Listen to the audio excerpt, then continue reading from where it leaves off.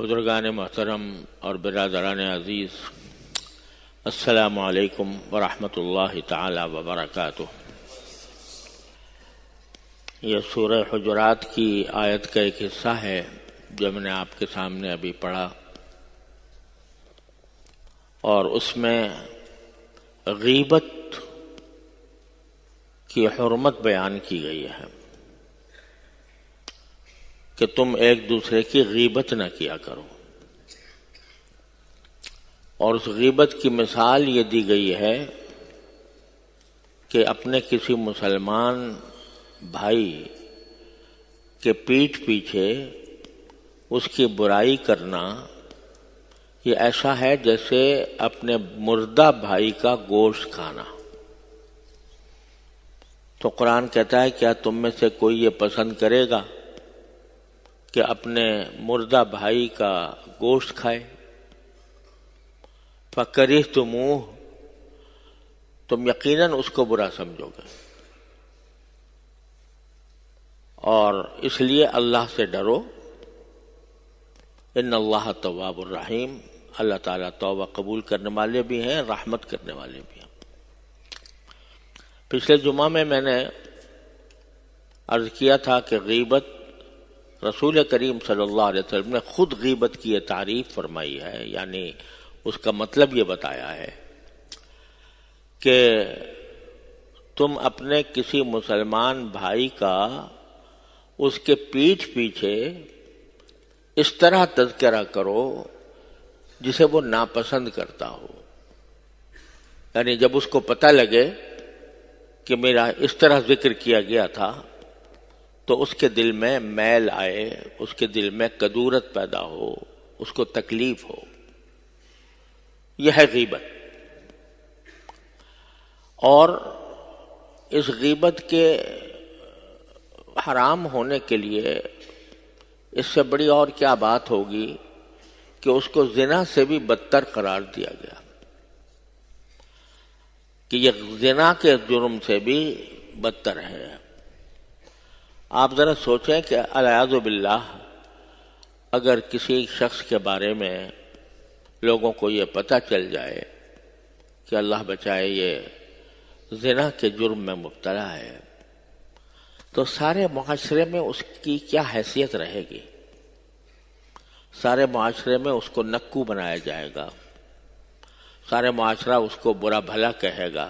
کوئی اسے پسند نہیں کرے گا۔ لیکن غیبت کا گناہ دن رات ہماری مجلسوں میں سرزد ہو رہا ہے، جو زنا سے زیادہ بدتر قرار دیا گیا۔ لہذا یہ بڑے زبردست فکر اور پریشانی کا موقع ہے کہ ہم کس طرح اس سے بچیں۔ دیکھو، غیبت کی بعض شکلیں ایسی ہیں جو انسانی فطرت کے مطابق اللہ تعالیٰ نے ان کو حرام قرار نہیں دیا۔ مثلاً یہ کہ ایک شخص مظلوم ہے، کسی نے اس پر ظلم کیا ہے،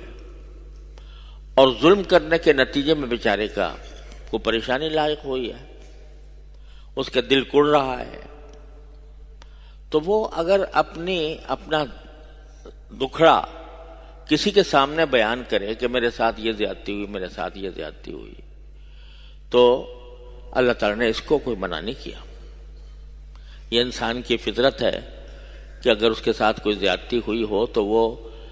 دوسرے کو بیان کر کے کم از کم اپنا دل ٹھنڈا کر لیتا ہے۔ کبھی ایسا بھی ہوتا ہے کہ وہ کسی ایسے شخص کے سامنے اپنا دکھڑا بیان کرتا ہے جو ہو سکتا ہے کہ اس کی تکلیف کا مداوع کر دے، تو یہ بھی جائز ہے۔ ایک فرض کرو چند طلبہ ساتھ پڑھتے ہیں، اور ایک طالب علم نے دوسرے طالب علم کے ساتھ کوئی زیادتی کی، تو اگر وہ اپنے استاد سے جا کر یہ کہے کہ جی میرے ساتھ یہ زیادتی ہوئی ہے، تو ہو سکتا ہے استاد اس کو تنبیہ کرے، اس کے دکھڑے کا مداوع کر دے، اگر اس کی کوئی حق تلفی ہوئی حق دلوا دے۔ یہ کوئی غیبت نہیں ہے۔ اسی طرح اگر اور کچھ نہیں، وہ دوسرا آدمی میرے غم کا مداوع تو نہیں کر سکتا، لیکن کم از کم میں اپنا دکھڑا اس کے سامنے کہہ کر اپنا دل ٹھنڈا کر سکتا ہوں، اپنے دل کی بھڑاس نکال سکتا ہوں۔ یہ بھی منع نہیں کیا قدرت نے، انسان کی فطرت ہے کہ وہ دل چاہتا ہے اس کا کہ میں اپنا غم کسی دوسرے کے سامنے بیان کروں، تو وہ غم میں میرے کم از کم میری ہمدردی کے دو چار کلمات کہہ دے۔ لا يحب اللہ الجہر من القول بالسوء الا من ظلم، قرآن کریم فرماتا ہے کہ لوگوں کی برائی علی الاعلان بیان کرنا، لوگوں کے سامنے کہنا، یہ اللہ پسند نہیں کرتا۔ ہاں اور کوئی مظلوم ہے تو مظلوم اپنی داد رسی کے لیے یا اپنا دل ٹھنڈا کرنے کے لیے کسی سے بیان کرتا ہے تو یہ غیبت نہیں ہے، کیونکہ اسلام دین فطرت ہے۔ اس واسطے جو ہمارے فطری تقاضے ہیں ان کے اوپر اللہ تعالیٰ نے کوئی روک عائد نہیں کی۔ تم اپنی فطرت کے تقاضے کے مطابق جو تمہارا حق ہے اس کو بیان کر سکتے ہو، لیکن غیبت یہ ہوتی ہے کہ نہ تو کوئی ایسا شخص ہے کہ جس کے سامنے میں اپنا دکھڑا لے جاؤں اور وہ میری داد رسی کر دے، اور نہ میں اپنے دکھڑے کا دل ٹھنڈا کرنا چاہتا ہوں، لیکن ایک شخص کا ذکر کر رہا ہوں اور اس کی برائی بیان کر رہا ہوں مجلسوں کے اندر مزہ لینے کے لیے۔ مجلسوں میں ذکر آ گیا کسی کا اور اس کی عیوب، اس کی برائیاں، اس کی غلطیاں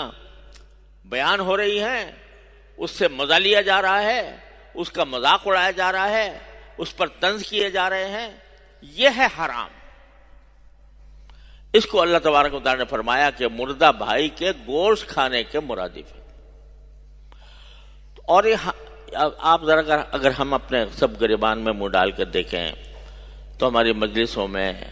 یہ صورتحال بہت کثرت سے ہوتی ہے، یہاں تک کہ اگر کسی کا